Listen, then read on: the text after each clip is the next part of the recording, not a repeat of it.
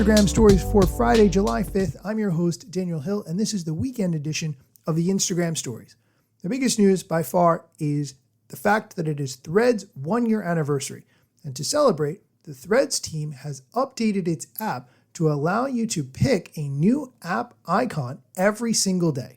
If you open the Threads app and click on your profile page, in the top right corner, you'll see something that looks like a little cake. And if you tap on it, you can pick a new app icon, and you can do that every day. As I mentioned on the last episode, there is a Threads 1-year meetup happening today in Manhattan. I'm recording this right before I am going to leave, and as of now, 175 people have RSVP'd yes. Since Threads has 175 million monthly active users, that means 0.00001% of Threads users have RSVP'd for this meetup, so I think that's kind of exciting. Also, this is a good chance for me to wear the Threads t-shirt that I made for myself a while ago, so I will be among my people. I've also seen that there is an Adam Mosseri look-alike dress-up contest happening at this event. It is so hot and humid in New York right now that I personally cannot put on that much clothing, but props to whoever is doing this. And this really makes me feel like I have found my people among this world. So for whatever that's worth. Okay, now let's shift to some Instagram news.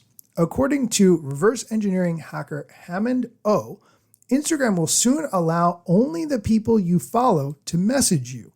This is a setting from inside the app where it says changes to message delivery settings. You'll be notified again 24 hours before your default settings change automatically. You can also choose to change them now or not at all, and this won't affect your current chats. And then it says, who can message you? Soon, only the people you follow will be able to message you. And then it says, who can add you to group chats? Soon, only the people you follow will be able to add you to group chats. And you have the option to change that now or don't change it. Clearly, this is something that Instagram is testing. Whether or not it rolls out or not, I think remains to be seen. But if you get a lot of spam DMs like I do, and you don't feel comfortable to use the hidden words feature for whatever reason, this is a great way to ensure that only people who you want to DM you are able to send you a message on Instagram. In other Instagram news, Jaskaran Singh, who is a social media marketer, is reporting that Instagram now allows you to add images over carousels. In his post about this topic, he includes a short video showing what this looks like. You can add an image on top of a carousel, much like you can do by adding an image on top of another image in your story, and you can tap on it and select different shapes for the image to be that appears on top of your other image. I'm doing a terrible job describing this, but definitely look at this video so you can get a better visual representation of what I'm talking about. And if this is something you want to mess around with, I definitely recommend it because you can make some more creative carousels. For instance, you could put your headshot on top of every slide in a carousel. That's something that you could do, and you could do it in a different shape on every slide of the carousel. I think that's a unique way to have your carousel stand out and show yourself as an authority or an expert. Or you could have your brand logo on every slide in the carousel, and it could be a different shape so that it would stand out. These are all ways to use this new feature, and I would definitely recommend testing it out. And lastly, in Instagram news, social media expert Ahmed Ghanem is reporting that Instagram has added a feature to their professional dashboard, allowing you to turn on collaboration status to show others that you are open to collaborations. He has a screenshot showing what this looks like when you go inside the professional dashboard and you select the new collaboration button. You have the option to turn on the open to collaborating option. It says, enable this to discover other creators who are interested in working together. Other creators who turn this on will see a status on your profile and in direct messages. There's a pop-up that explains a little bit more. Turn on your collaboration status. Adding an open to collaborating status to your profile and direct messages can help you connect with creators that you might enjoy working with. I personally do not have this option yet, even though my Instagram app is updated. This is something I'm really looking forward to turning on though, because I think this is a fantastic concept and I love collaborating with other people, partially because I'm an extrovert, but also I don't enjoy creating content on my own. It feels very much like I'm just doing it in a vacuum, but when you work with somebody, you get their ideas, you have some synergy. I hate that as a buzzword, but it gets the ideas flowing when you work together. And so I really like that. Looking forward to turning this option on. Okay, we are going to take a quick break. When we come back, the CEO of Meta, Mark Zuckerberg, is going to talk a little bit about where he sees the future of creators and the creator economy. So stick around. Oh, hey, welcome back. The CEO of Meta, Mark Zuckerberg, was recently interviewed all about creators, the creator economy, where he sees AI going, and a lot of other topics. Here's a short clip from that interview.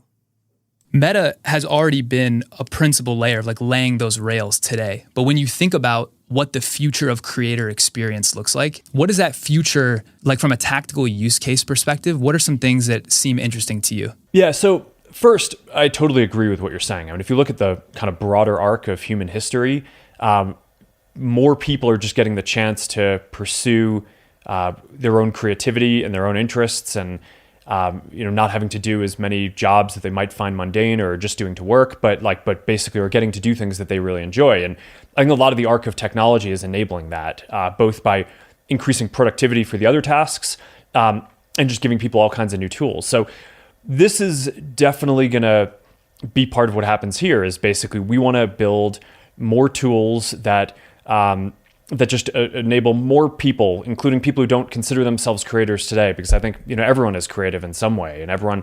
I just look at my kids like trying to, it's like they're not creators, but I mean they're definitely just like playing with their Legos, creating all kinds of different stuff. It's cool. It's the old Picasso quote: "All children are artists. The challenge is how to remain one when you grow up." And I think part of what we want to do is build the tools that allow everyone to do that. So, what are the trends that I'm seeing? Well, in social media, I'd say there's a few big ones. One is the shift from feed-based media to more personal messaging interactions, right? If you look at Instagram, DMs is one of the fastest growing parts of the system. That's part of what I'm excited about here with Creator Studio and AI Studio is basically we're making it so that people are going to be able to kind of craft a persona for an AI version of themselves that's going to help them interact with all the incoming DMs that your community is sending you. And it's like the classic problem of there's just not enough hours in the day, right? I think every creator would want to engage with every fan who's reaching out to them, but you just don't have time. And of course, probably more people than are even sending messages would like to engage with something that creator is creating, but a lot of people probably don't even send the messages because they know that the creator is not going to get around to being able to message. So yeah, I mean, I think there's this whole question of how good are the AI agents that creators create for themselves going to be, and I think that's going to be an art form by itself that kind of grows and evolves over time, and it's going to get better and better. But I think for a lot of people, knowing that they're engaging with something that the creator created and had a hand in doing is going to be pretty meaningful. It may not be as good as interacting with the person themselves, but for a lot of people, that's not available because there's just not enough hours in the day for the creator to respond. So that's one big part. We can go deep on that.